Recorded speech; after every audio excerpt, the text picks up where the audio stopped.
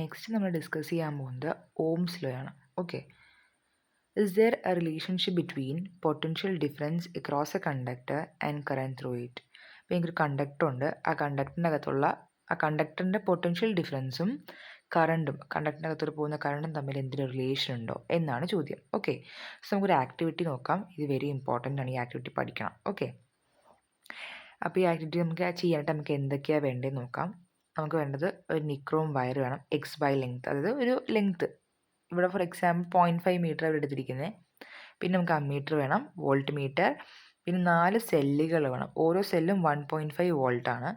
Okay, പിന്നെ ഒരു resistance വേണം. ഓക്കെ, ഇത്രയും സംഭവങ്ങൾ, പിന്നെ കീയും കൂടെ വേണം. ഇത്രയും സംഭവങ്ങളാണ് നമുക്ക് എക്സ്പെരിമെൻറ്റ് ചെയ്യാനായിട്ട് ആവശ്യം. Okay, first use only one cell as A source in circuit. അപ്പോൾ നമുക്ക് ഈ സർക്യൂട്ടിനകത്ത് ഒരു കറണ്ടിൻ്റെ സോഴ്സ് വേണമല്ലോ, അപ്പോൾ അതിന് നമ്മൾ ഒരു സെല്ല് മാത്രമായിട്ട് ഉപയോഗിക്കുക, ഒരു സെല്ല് മാത്രം കറണ്ടിൻ്റെ സോഴ്സായിട്ട് ഉപയോഗിക്കുക. ഓക്കെ, അപ്പോൾ ഇത്രയും ഉണ്ടാവുള്ളൂ. ഓക്കെ, ഇവിടെ വെച്ചിട്ട് നമ്മൾ ഇതാണ് സെല്ല് ഇങ്ങനെ റെപ്രസെൻറ്റ് ചെയ്യുക. ഓക്കെ, അപ്പോൾ ഒരെണ്ണം മാത്രമായിട്ട് നമ്മൾ ഉപയോഗിച്ചിട്ട് ഈ സർക്യൂട്ട് കൺസ്ട്രക്ട് ചെയ്യുക. എന്നിട്ട് നമ്മൾ എന്ത് ചെയ്യണം?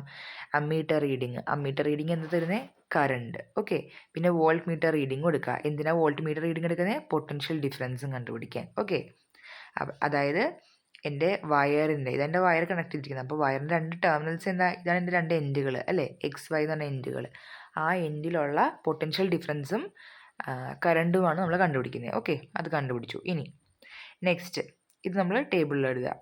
അതുപോലെ തന്നെ 2 സെല്ല് ഉപയോഗിച്ചിട്ട് സെയിം തന്നെ അമ്മീറ്റർ റീഡിങ്ങും വോൾട്ട് മീറ്റർ റീഡിങ്ങും കണ്ടുപിടിക്കുക.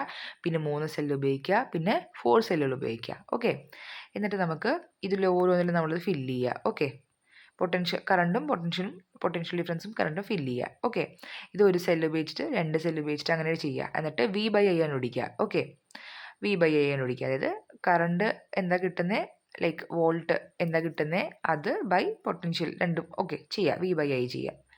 ഓക്കെ, ഈ ആക്ടിവിറ്റി ചെയ്ത് കഴിയുമ്പോൾ നമുക്ക് എന്തായിരിക്കും, നമ്മൾ ആ ഗ്രാഫ് പ്ലോട്ട് ചെയ്യുമ്പോൾ എനിക്ക് ഇങ്ങനെ കിട്ടും. V/I എന്ന് ഞാൻ ഇവിടെ എഴുതിയല്ലോ. ഓക്കെ, ഈ കറണ്ടും പൊട്ടൻഷ്യലും തമ്മിലുള്ള എൻ്റെ ഗ്രാഫ്. ഓക്കെ, ഇതാണ് കറണ്ട് ഇങ്ങോട്ടേക്കും പൊട്ടൻഷ്യൽ ഡിഫറൻസ് ഇങ്ങോട്ടേക്കുമാണ്. അപ്പോൾ എനിക്ക് കിട്ടിയ വാല്യൂസ് വെച്ചിട്ട് ഞാൻ ഒരു ഗ്രാഫ് പ്ലോട്ട് ചെയ്യാണ്. അപ്പോൾ എനിക്ക് എന്ത് കിട്ടും? ഒറിജിനിൽ കൂടി പോണ ഒരു സ്ട്രെയിറ്റ് ലൈൻ ഗ്രാഫ് ആയിരിക്കും എനിക്ക് കിട്ടുന്നത്. Okay, you will find that approximately same value of V/I is obtained in each case. അതായത് ഇതിൽ ഞാൻ ഓരോന്ന് ഫില്ല് ചെയ്ത് കഴിയുമ്പോൾ എനിക്ക് ഈ V/I കിട്ടുന്നത് എല്ലാ കേസിലും ഏതാണ്ടും സെയിം തന്നെ ആയിരിക്കും എന്ന്. ഓക്കെ, ഫോർ എക്സാമ്പിൾ ഇവിടെ എനിക്ക് 1/2 കിട്ടിക്കഴിഞ്ഞാൽ ഇവിടെയും ഏതാണ്ടും 1/2 തന്നെ ആയിരിക്കും എല്ലാത്തിലും കിട്ടുന്നത്. ഓക്കെ, അതാണ് പറഞ്ഞിരിക്കുന്നത്.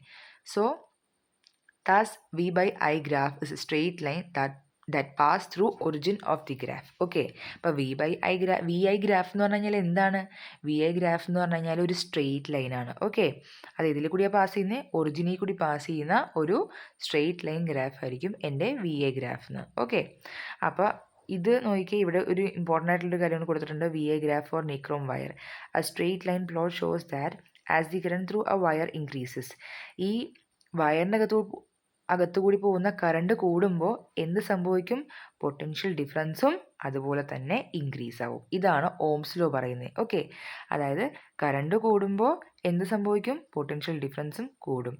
ശരിയല്ലേ? അത് തന്നെയല്ലേ നമ്മൾ ഈ ഫിഗറിനകത്ത് നിന്നും കാണുന്നത്. ഈ ഗ്രാഫിനകത്ത് കണ്ടു നോക്കിയേ, കറണ്ട് 0.1 ആയിരുന്നപ്പോൾ പൊട്ടൻഷ്യൽ 0.4 അങ്ങനെ. ഓക്കെ, 0.2 ആയപ്പോൾ ഇതിങ്ങനെ 0.3 0.8 ഇങ്ങനെ കൂടിയാ വരുന്നത്. ശരിയല്ലേ? ഒരെണ്ണം കൂടുന്നതനുസരിച്ച് മറ്റേതും കൂടുന്നുണ്ട്. ഓക്കെ, അപ്പോൾ ഇത് ഈക്വൽ ആയിട്ടാണ് കൂടി പോകുന്നത്. ഓക്കെ, അതാണ് ഈ ഗ്രാഫ്, VI ഗ്രാഫിനകത്ത് നമുക്ക് കിട്ടുന്ന ഒരു ഇമ്പോർട്ടൻ്റ് ആയിട്ടുള്ള കാര്യം. ഓക്കെ, അപ്പോൾ ഇത്രയുമാണ് ഈ ഒരു ഗ്രാഫിൻ്റെ ഒരു ടോപ്പിക്ക്. ഓക്കെ.